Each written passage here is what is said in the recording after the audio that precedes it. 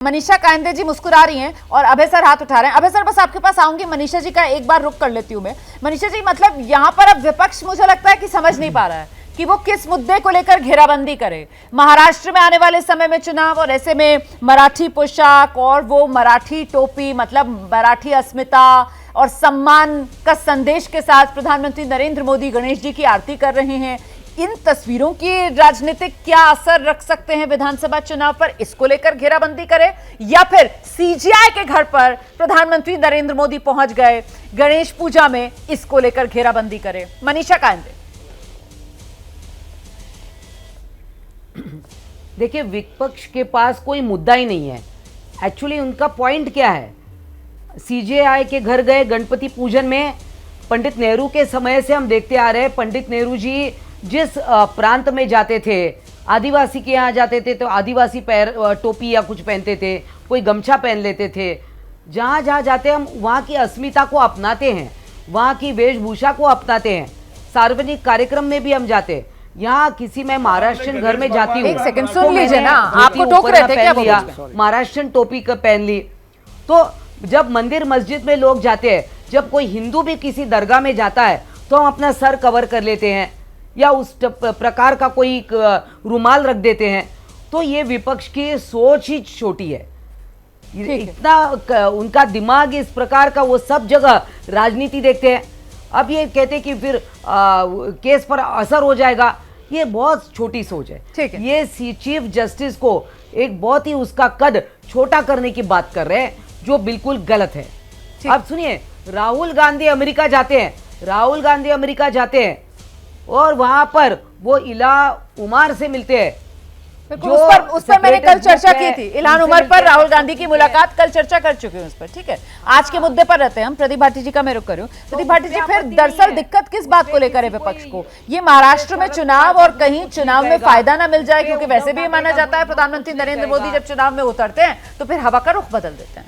प्रदीप जी देखिए, रोमाना जी, पहली बात तो इसको इससे नहीं जोड़ना चाहिए कि वो गणेश पूजा में गए थे या इफ्तियार कोई पार्टी में जाता है। ये मुद्दा उससे रिलेटेड है ही नहीं। और कहीं ना कहीं भाजपा ये कोशिश करेगी कि वो उसको धार्मिक रंग दे। मतलब ये घालमेल बीजेपी की तरफ से की जा रही है। बिल्कुल। और ये घालमेल सबसे पहले माननीय प्रधानमंत्री की तरफ से ये एक चाल के रूप में चली गई है कि किस तरह से मैं महाराष्ट्र के इलेक्शन को इन्फ्लुएंस करूँ। कहीं ना कहीं वो सीजीआई को इसके बीच में लेके आए। हमें नहीं पता है कि ये एक तरफा मुलाकात थी या ये द्विपक्षीय मुलाकात थी। क्या उन्होंने इन्विटेशन दिया था या वो अपने आप पहुँच गए? देखिए, अगर वो अपने आप पहुँच गए तो कोई भी सीजीआई इसको कोई भी व्यक्ति अगर अतिथि आ रहा है कोई, तो उसको मना नहीं कर सकता। तो ये मुद्दा ये है ही नहीं कि वो गणेश पूजा में गए या चाय पीने गए। इससे ये दोनों ये जो आपने बड़ा आरोप लगा दिया ना, एक सेकंड बड़ा आपने आरोप लगा दिया है। के शर्मा जी, कहाँ चले गए थे आप बीच डिबेट में से? आइए, आपका बहुत इंतजार कर रहे थे हम बेसब्री से। यहाँ पर प्रदीप भाटी जी की तरफ से कहा जा रहा है कि जानबूझकर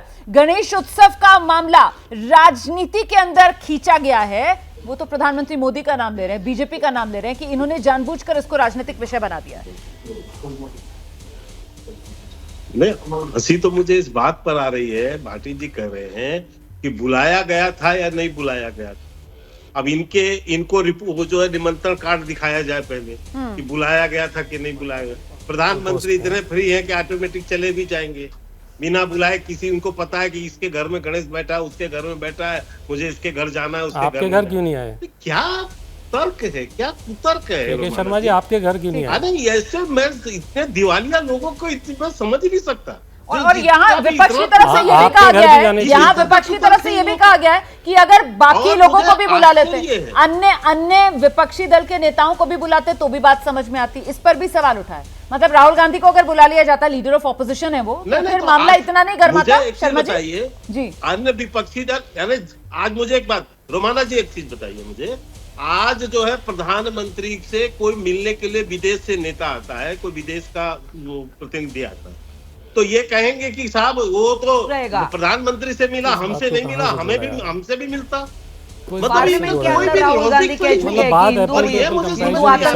आपके संबंध कंपैरिजन तो एक सेकंड मनीषा जी प्लीज, आप ही के साथी हैं, बीजेपी के शर्मा जी हैं जो अपनी बात रख रहे हैं, बीच में मत बोलिए, अपनी बारी का इंतजार कीजिए। आइए के शर्मा जी, जल्दी से बात पूरी कीजिए। अबे सर, आपके पास आ रही हूँ। अब मैं रोमाना जी, मैं केवल इतनी सी बात कर रहा हूँ।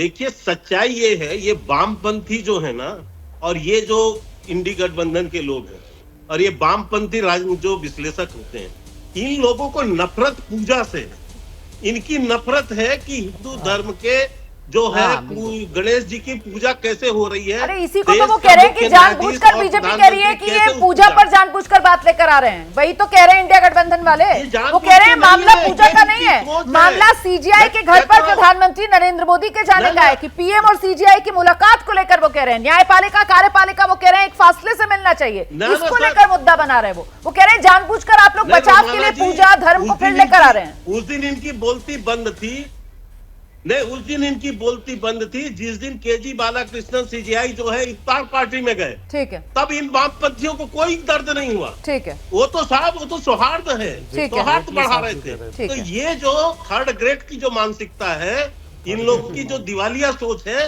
ये इसका प्रतीक है। ये दिखाता है कि देश में जहर कैसे बोना है और कुछ नहीं कर पा रहे हैं भारतीय जनता पार्टी का। इसका तो ये बौखलाहट है, हताशा है, निराशा है, और ये सीजीआई के न्याय पर भी प्रश्न चिन्ह है, जिसके ऊपर प्रश्न उठाने से इनको कोई गुरेज नहीं है। ये चाहे अभय सर ये जो जज साहब हैं, ऐसा तो है नहीं कि ये बड़ा प्रो सरकार वाले, मतलब इनके जो जजमेंट्स हैं, जिस तरीके से यहाँ पर माहौल बनाया जा रहा है कि साहब ये इन्फ्लुएंस और ये बड़ा एक करीब आ रहा है न्यायपालिका कार्यपालिका, और इससे पता नहीं क्या हो जाएगा, लोकतंत्र खतरे में आ जाएगा, संविधान खतरे में आ जाएगा। और खासतौर से महाराष्ट्र के नेता वो संजय राउत साहब जिस तरीके की बात कर रहे हैं, तो महाराष्ट्र के मामले में भी साफ कर चुके हैं चंद्रचूड़ साहब तो कि जो फैसला सुनाया तब गवर्नर ने वो गलत था, वो क्लियर कट कह चुके हैं। यहाँ पर सर इस तरीके का प्रश्न चिन्ह लगाना, जो विकास जी भी कह रहे थे, वो भी उन लोगों पर जो संवैधानिक पोस्ट पर बैठे हुए हैं, कम से कम उसको छोड़ देना चाहिए। ये लोकतंत्र के लिए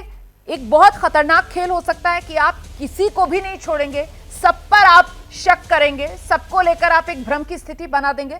फिर तो जो भी फैसला देंगे सीजीआई, वो जिसको नजर नहीं लगेगा अपनी सहूलियत राजनीतिक हिसाब से, वो उस पर सवाल उठा देगा। यही रमाना जी, यही चीज है, इसी वजह से। ठीक है, मैंने अभय जी से पूछा सर, अभय सर जवाब देंगे। अभय सर देखिए, मैं विपक्ष के लोग जो बोल रहे हैं वो बात सफाई देंगे, कोई लोग अपनी बात की सफाई देंगे। मेरा दृष्टिकोण थोड़ा भिन्न किस्म का है, जो मैंने पहले भी आपके सामने रखा था। विकास जी ने जो कहा है मैं उनकी बात से सहमत हूँ। जो सर्वोच्च संवैधानिक पदों पर लोग हैं उनके ऊपर विश्वास रखना चाहिए और ये मानना चाहिए कि वो अपना काम ईमानदारी से करेंगे। लेकिन न्यायपालिका के कुछ बहुत बड़े बड़े जजों का अभी हाल में ही, पिछले जमाने में भी और हाल में ही, उनका राजनीति के साथ में एक गुत्थम गुत्था, राजनीति के साथ में एक जुड़ाव आप देखते हैं। यहाँ तक कि गोगोई साहब का है, जैसे ही वो रिटायर होते हैं वैसे ही उन्हें कहाँ भेजा जाता है हमें पता है। फिर एक बहस उठती है कि भाई एक कूलिंग ऑफ पीरियड होना चाहिए कि नहीं होना चाहिए। भाई तो ये आप एक जज कहते हैं कि मैं तो राष्ट्रीय स्वयंसेवक संघ का, जाते ही तुरंत वो भाजपा में शामिल हो जाते हैं, फौरन टिकट मिल जाता है, और उसके बाद जबकि वो लगातार राज्य सरकार के खिलाफ फैसले देने के लिए जाने जाते हैं। ये बहुत सारे हमारे पास उदाहरण हैं।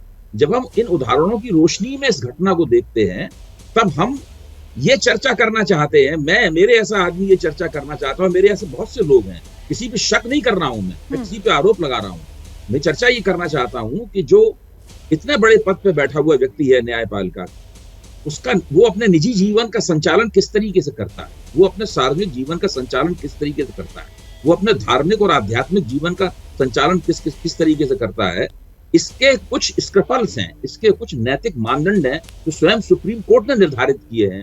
वो पहले से वो सब लोग उन बातों को जानते हैं, केवल उन्हीं बातों को सामने रखा जा रहा है, उन्हीं बातों को बताया जा रहा है। केवल उसको बताने में इतनी ज्यादा बेचैनी क्यों होती है? हिंदू मुसलमान का सवाल उठा दिया जाता है। अब इसके जवाब में मैं कहने लगूं, इन्हीं हिंदू वोटरों ने उनको फोड़ा है जम के इस लोकसभा चुनाव में। अपने प्रभाव क्षेत्र में 77 सीटें हार गए, डींगे मारते थे 400 पार की, सीटें आई 240। अब हिंदू वोटरों ने मारा है, मुसलमान वोटरों से ना हारते, तो हिंदू वोटरों से ही हारते हैं। तो और तमाम जितने भी बड़े धर्म स्थल थे उनके सब हार गए, अयोध्या में हार गए, उसके पास हार गए। लेकिन ये राजनीतिक बहस नहीं है, क्योंकि ये इस मसले को राजनीतिक बना रहे हैं। इसलिए मैं कह रहा हूं तो चाहिए कि शिष्टता से बात करें, खिल्ली मत उड़ाएं, लोगों की बात गंभीरता सुने और गंभीरता से जवाब दें, वरना आपकी बात निष्प्रभावी हो जाएगी। बिल्कुल, देखिए लोकतंत्र जो है वो एक सकारात्मक हेल्दी संवाद से ही फलता फूलता है। बहुत शुक्रिया आप सभी का हमारे साथ आज इस शो में जुड़ने के लिए। कुल मिलाकर प्रधानमंत्री की गणेश आरती पर हंगामा क्यों बरपा है, इसको लेकर आपने अलग अलग व्यू पॉइंट सुने और यकीनन आपने इसको लेकर कोई अपनी राय भी बनाई होगी कि आखिरकार ये हंगामा करना सही या गलत। राय आपकी जो भी, फैसला आप पर मैं छोड़ती हूँ।